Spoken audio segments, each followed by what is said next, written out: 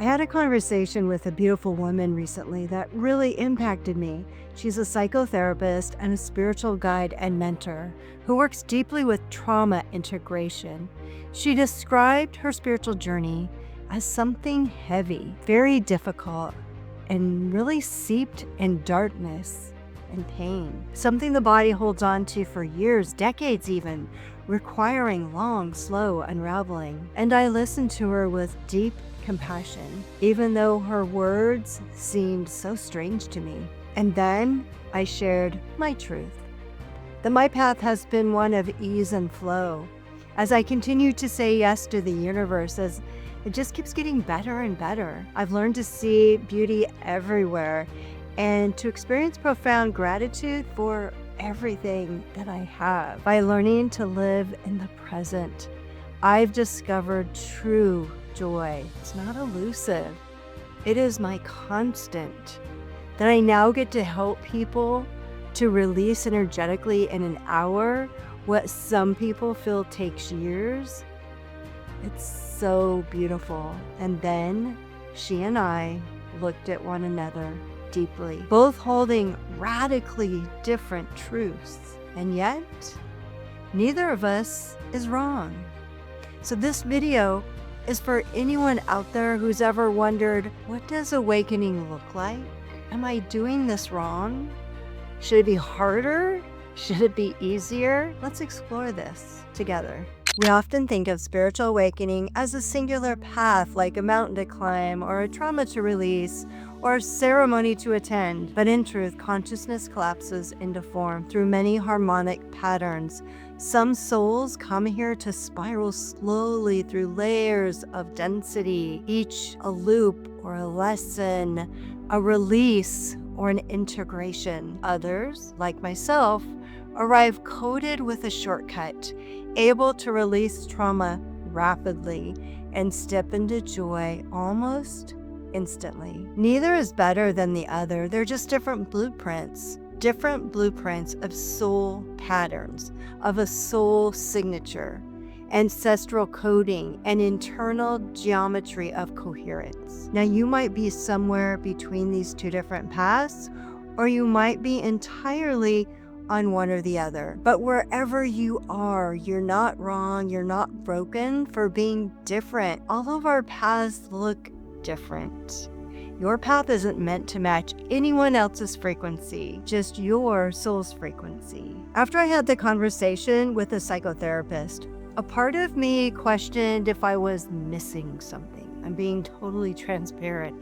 I wondered, why am I so different than her when we're both spiritual mentors? Is there something wrong with me? I thought, why don't I feel the need for constant release? Why don't I feel trauma? Why don't ceremonies and rituals resonate with me at all? I saw other people in spiritual communities doing weekly rituals, purging, integrating, spiraling through all of this trauma work. And I wondered if I was missing something. But the truth is, I already felt worthy. I already felt whole. I didn't need and I don't need a ceremony to confirm with me what my soul already knows. Through joy and through spontaneous attunement, I'm operating as a mirror of fifth dimensional awareness. If you're someone who feels joyful more often than not, and that joy is rooted in coherence, that's not a spiritual bypass at all. That's a true alignment with your soul. And if you're still in this long spiral, still processing pain and trauma, that's sacred too. So the key question isn't what's the right path, it's what resonates as truth in your body right now, because resonance never lies. And perhaps you're unsure about which path you're on, or if you're closer to the darkness or closer to the light. Like, if you're not sure, then schedule an attunement call with me and we'll reflect on this together.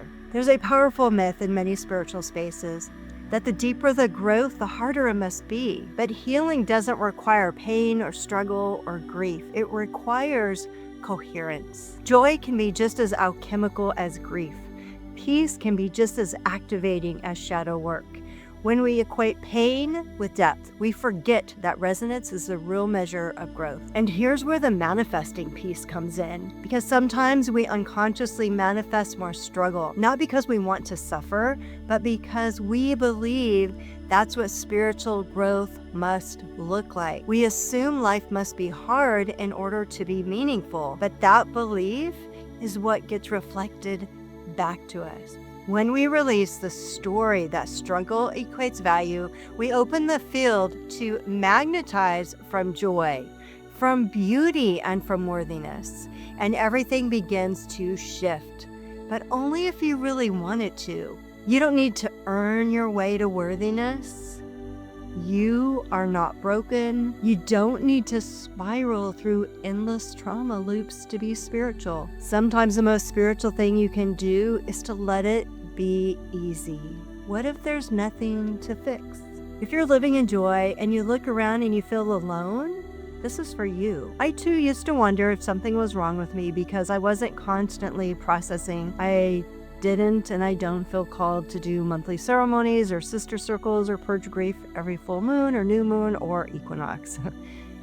And then I realized, I'm a mirror. I'm like a tuning fork in this crazy world. My joy isn't a performance. It's a harmonic signature. I'm truly in resonance with my soul. And maybe you are too. If you're feeling out of place in this trauma-centered world because you're living in joy, let me say this, you're not wrong. You're in tune. And if you're still transmuting pain, you're not behind. You're in your own rhythm. And you're exactly where you're supposed to be. No one is doing it wrong. We're all just vibrating a little bit differently. So whether you're on the long spiral or the shortcut, in grief or in joy, your path is yours. This is your permission slip to trust your own resonance, to honor your own timing, to stop looking for the right way and start listening for your way. You're not broken. You're not skipping any steps. You're becoming coherent, and that is enough. Please let me know in the comments below which spiritual journey you resonate with. And stay tuned for my next video where I'll be diving into if it's possible to go from the long spiral into the path of light and ease and flow, from struggle to ease. Until then, keep listening to your tone and keep trusting your joy, and bless those who walk differently. They're simply harmonizing too.